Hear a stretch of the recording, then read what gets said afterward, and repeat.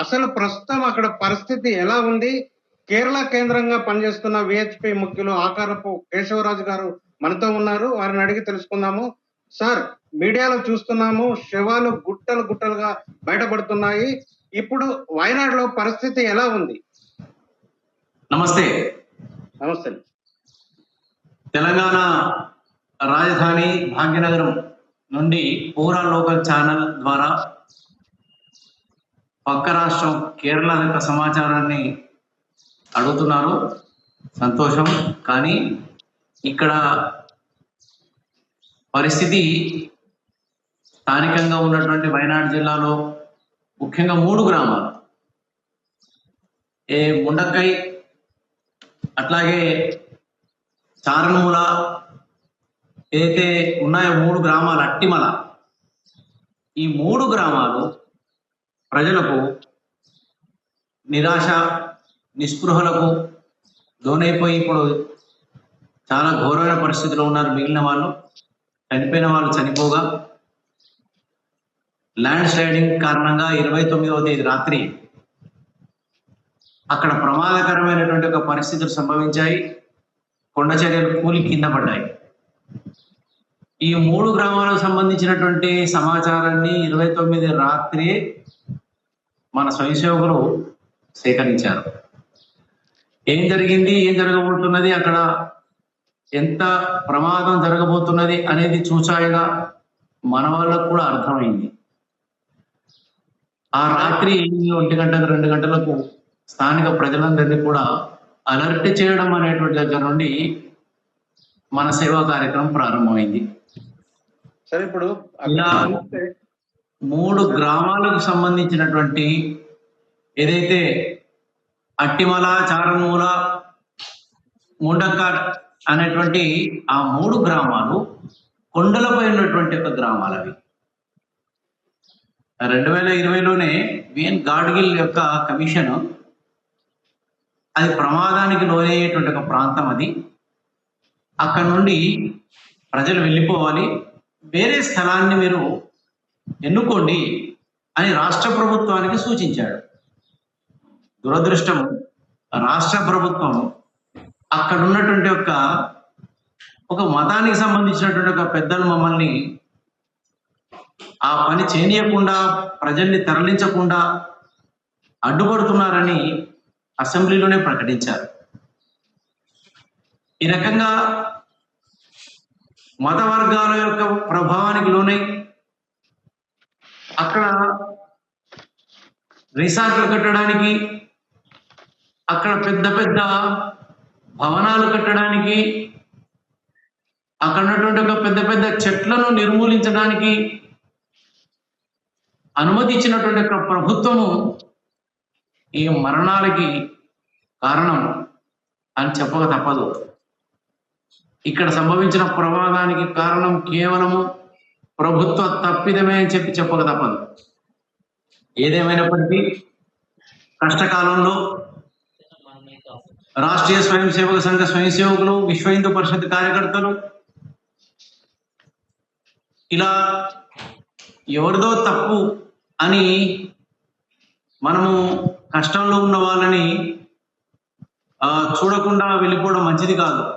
కనుక మన 29 రాత్రి ప్రమాద గంటికలు ముంచుకొస్తున్నాయి అనే విషయాన్ని అందరికీ చేరవేయడం దగ్గర నుండి ప్రారంభమైంది మన సేవ. 30వ తేదీ నాడు ఉదయం కొండ చర్యలు పెద్ద ఎత్తున కూలి పడుతున్నాయి.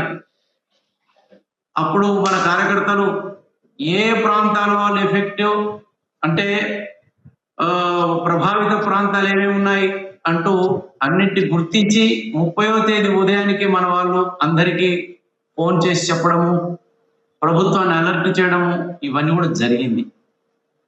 30వ తేదీ మధ్యాహ్నం నుండే ఎవరైతే ఇబ్బందులు పడుతున్నారో, కొండ చర్యలు కూలిపోయి ఇళ్ళన్నీ కూడా విధ్వంసం కావడం ప్రారంభమైందో వాళ్ళందరూ కూడా సురక్షిత ప్రాంతాలకు తరలి రావడం ప్రారంభమైంది.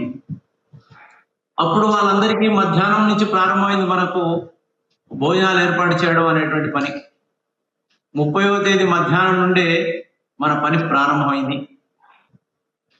విశ్వ హిందూ పరిషత్ అక్కడ ఒక బాలాశ్రమం నిర్వహిస్తుంది, హాస్టల్, తల్లిదండ్రులు లేని పిల్లలకు హాస్టల్. ఆ ప్రాంతంలో భోజనాలు ఏర్పాటు చేసి అట్లాగే వండి 60-70 కిలోమీటర్ల దూరంలో ఉన్నటువంటి ఈ ప్రమాద స్థలానికి తీసుకెళ్లి వాళ్లకు 30వ తేదీ మధ్యాహ్నం 30వ తేదీ రాత్రికి సంబంధించిన భోజనాల ఏర్పాటు నుంచి మన యొక్క సేవా కార్యక్రమం ప్రారంభమైంది. ఎవరైతే దెబ్బలు తగిలినాయో వాళ్ళందరినీ మనము హాస్పిటల్లోకి తీసుకెళ్లడం, ఇలా దీని కొరకు మనకు సేవా భారతి సంబంధించినటువంటి మన అంబులెన్స్లు ఉన్నాయి, విశ్వ హిందూ పరిషత్ సంబంధించినటువంటి అంబులెన్స్లు ఉన్నాయి.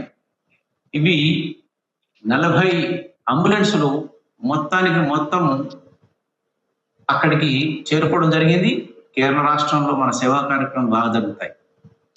ఇలా ఒక 40 అంబులెన్సులు 30 రాత్రి నుంచి రావడం ప్రారంభమైంది.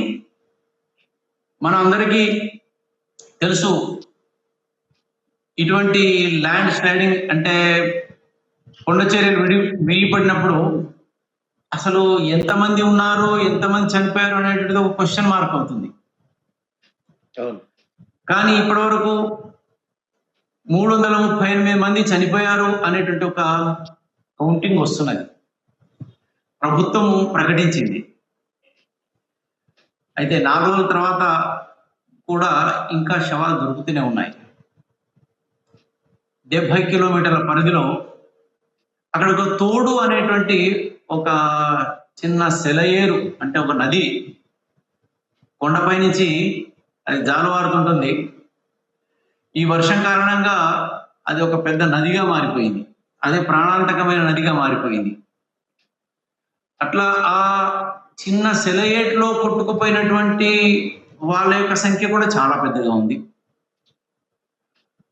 వాళ్ళ యొక్క శరీర భాగాలు ఎక్కడో పడిపోయినటువంటి ఒక శరీర భాగాలు కూడా లభిస్తున్నాయి. ఇప్పటి వరకు 143 వేరు వ్యక్తుల యొక్క శరీర భాగాలు దొరికినట్టుగా నిన్న రాత్రి రిపోర్టు. ఇట్లా ప్రభుత్వము ఇంకా 206 మంది కనిపించటం లేదు అని ప్రకటించింది. అంటే వాళ్ళకు వచ్చిన రిపోర్ట్ ఆధారంగా మొత్తం 10,000 మంది, 10,042 మంది నిరాశ్రయులయ్యారు. ఈ సంఘటనలో కుటుంబంలో కొంతమంది అంటే కుటుంబ సభ్యులు కోల్పోయి ఉంటారు. అవును. ఆ కోల్పోయిన వారు అంటే భయంతో ధైర్యం ఏ విధంగా మీరు చెప్తున్నారు, వాళ్ళకు ఎలాంటి కౌన్సిలింగ్ చేస్తున్నారు? ఇప్పుడు కేవలము సేవా భారతి పేరుతో మాత్రమే ఎంటర్ కావడానికి ప్రభుత్వం అనుమతించింది.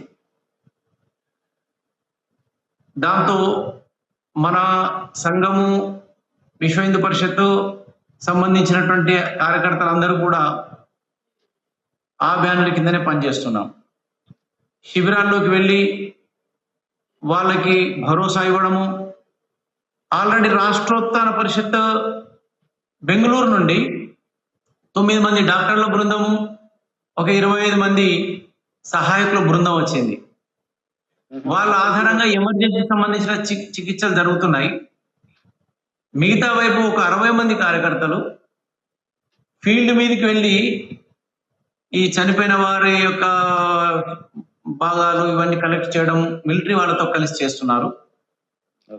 ఒక 200 మంది మన కార్యకర్తలు ఈ శరణార్థి శిబిరాల్లో ఉంటూ వాళ్ళకు కౌన్సిలింగ్ ఇస్తున్నాం.